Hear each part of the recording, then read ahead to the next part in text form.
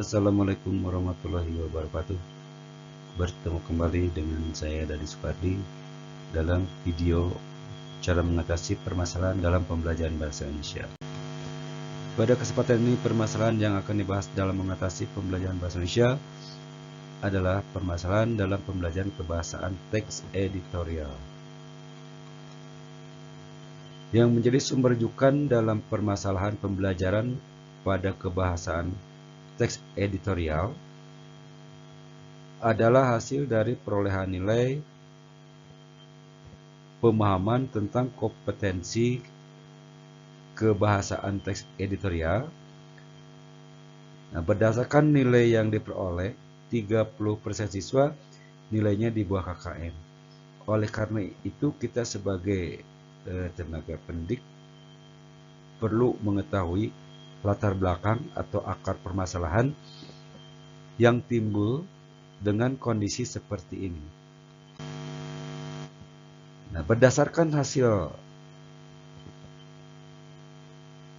koreksi atau hasil pengamatan, bahkan hasil wawancara dengan para siswa, ternyata saat mereka menjawab soal tes, di antaranya mereka malas membaca dengan alasan soal bahasa Indonesia terlalu panjang soalnya. Yang kedua, para siswa asal mengisi saja soal tes, yang penting bisa mengikuti soal tes. Masalah nilai, mereka tidak memperhitungkan berapapun nilainya. Yang penting mengikuti ujian. Yang ketiga, kurangnya memahami pertanyaan. Jadi kadang-kadang para siswa ini ketika menjawab soal pada waktu ujian pemahaman kompetensi dasar, nah mereka itu tidak paham apa yang ditanyakan. Nah, oleh karena itu jawabannya pun tidak sesuai dengan yang diharapkan oleh pertanyaan yang terdapat di dalam teks tersebut. Permasalahan yang berikutnya, rendahnya daya baca. Nah, dengan rendahnya baca, akhirnya timbullah rasa malas. Nah, karena rasa malas ini, menyebabkan mereka itu tidak mau membaca soal. Nah, bahkan kadang-kadang ada siswa yang langsung menjawab kepada option yang disediakan. Bahkan ada siswa yang asal saja membaca soal. Berikutnya, akar permasalahannya dari mana? Nah, hal seperti ini perlu kita cari akarnya. Kalau akarnya sudah dapat ditemukan, nah maka tidak akan tumbuh lagi di masa yang akan datang. Nah, yang menjadi akar permasalahan di dalam kegiatan pembelajaran teks editorial ini, yang pertama, kurangnya minat baca siswa. Yang kedua, mereka membaca jika mau uji kompetensi saja. Jadi sehari-harinya mereka lebih banyak bermain HP atau main game daripada membaca. Berikutnya, belum adanya kesadaran belajar di rumah. Jadi kalau tidak ada ulangan, mereka tidak akan belajar di rumah. Jadi mereka belajar di rumah itu kalau ada ulangan saja. Nah, dengan demikian mereka belajar itu dengan menggunakan SKS atau sistem kebut semalam. Nah, dengan demikian hafalan mereka sifatnya sementara. Malamnya hafal, maka besoknya ketika ulangan sudah lupa lagi. Karena mereka belajarnya sekaligus, sedangkan kemampuan otak untuk belajar itu terbatas.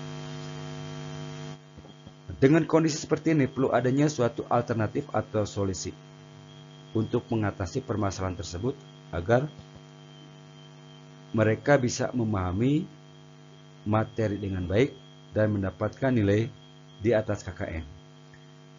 Alternatif solusi yang pertama yaitu pemberitahuan ulangan harian seminggu sebelum dilaksanakan.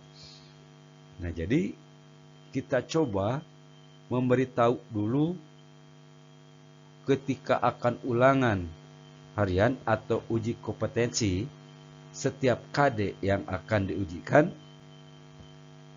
seminggu sebelumnya diberitahu dengan harapan mereka bisa memahami materi yang telah disampaikan oleh guru.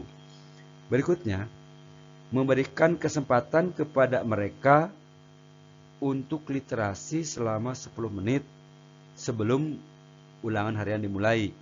Nah, dengan demikian paling tidak mereka dapat mengingat kembali yang malamnya dihafalkan dan sebelum kegiatan ulangannya diliterasi dulu. Nah, dengan demikian mereka akan lebih mudah untuk mengingat materi-materi yang lupanya. Berikutnya, menganalisis IPK yang belum dipahami oleh siswa. Nah, jadi ketika ulangan rata-ratanya itu kecil, maka kita harus menganalisis soal-soal mana saja dari IPK mana saja yang belum dikuasai atau dipahami oleh siswa. Nah, oleh karena itu, kalau IPK yang belum dipahami oleh siswa, maka IPK itulah yang harus diperdalam kepada siswa supaya mereka bisa memahaminya. Berikutnya, mengadakan pembelajaran tentang IPK yang belum dipahami peserta didik. Jadi dalam artian, ketika IPK itu sudah dianalisis dan IPK itu belum dipahami, maka kita sebagai guru tidak tinggal diam, tetapi mengadakan pembelajaran kembali tentang IPK yang belum dipahami peserta didik. Ini bagaimana caranya? Nah, setelah kegiatan pembelajaran, maka suka mengadakan tes akhir di kegiatan pembelajaran. Melalui tes akhir itulah akan dipahami oleh kita sebagai guru KD mana saja yang kurang dipahami oleh siswa. Nah, dengan demikian, IPK-IPK yang asalnya tidak dipahami oleh siswa karena mendapatkan fokus perhatian khusus dari guru dan mendapatkan penegasan kembali. Nah, dengan demikian siswa akan memahami materi dengan baik.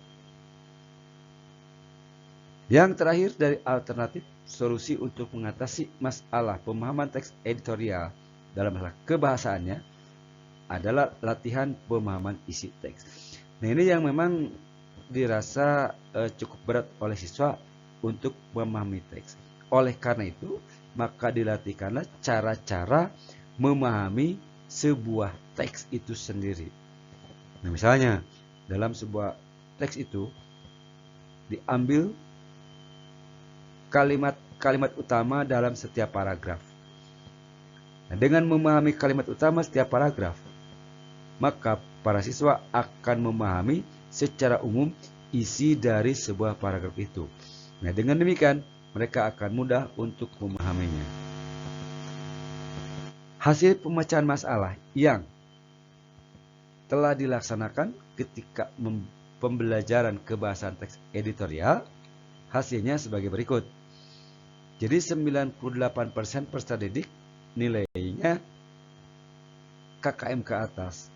Jadi hanya 2% yang nilainya itu di bawah KKM. Nah, dengan demikian dengan usaha-usaha seperti tadi, maka ada peningkatan dari peserta didik dalam memahami materi pelajaran.